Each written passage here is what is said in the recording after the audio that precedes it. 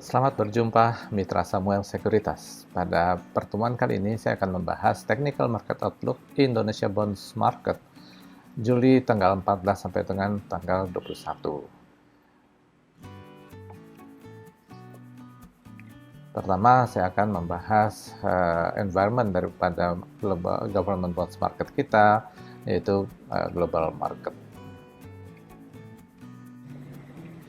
Minggu yang lalu, kurs US dollar rupiah tertahan ya dan kemudian terkonsolidasi, dan ini sentimen yang baik ya buat market, sehingga kemudian indeks saham kita kemudian menguat kembali dan SBN 10 tahun yield-nya turun.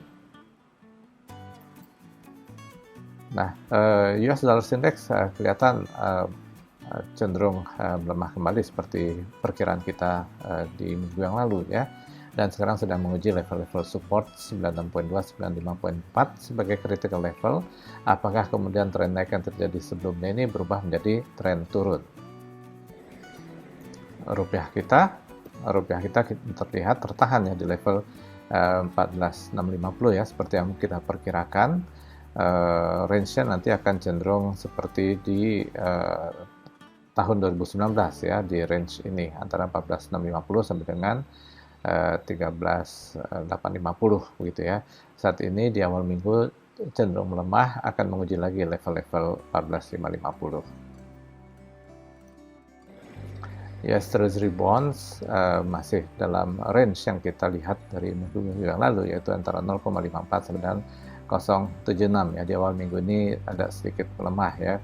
Minggu yang lalu dia sempat rebound dari 0,54. SBN 10 tahun turun ya, mendekati 7,0 ya. Jadi ini daerah-daerah support 7,0 sampai dengan 6,6 ya.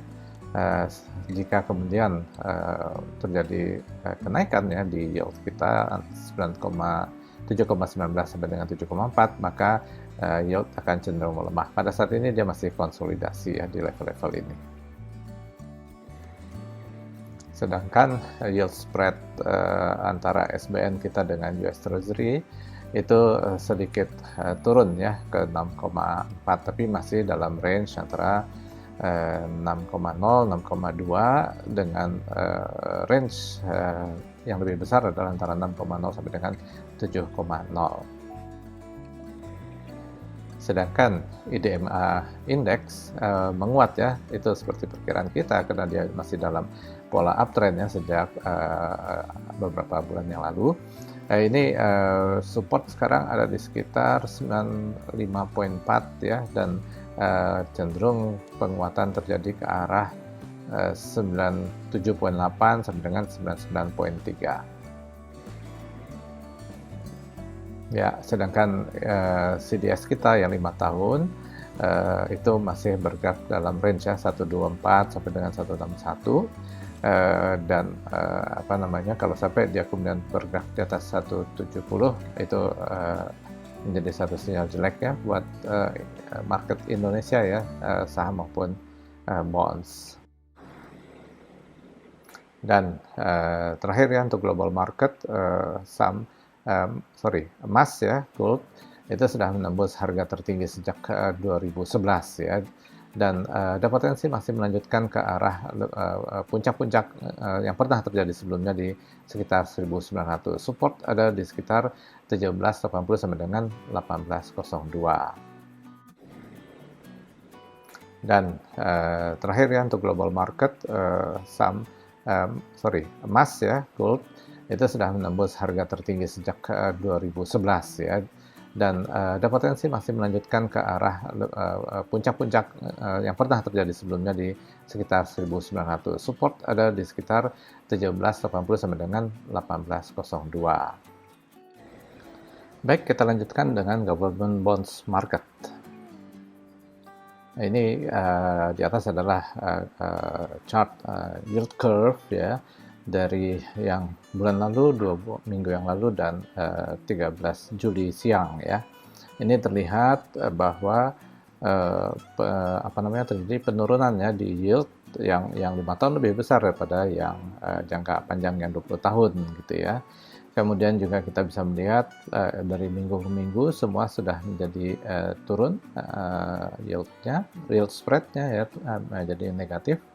Dan dari besarannya tetap yang paling besar masih yang jangka pendek ya, yang 5 tahun, 10 tahun, dan secara historical juga lebih volatile. Ya, ya, sekarang kita bahas benchmark 5 tahun FR0081 maturity tahun 2025 ya.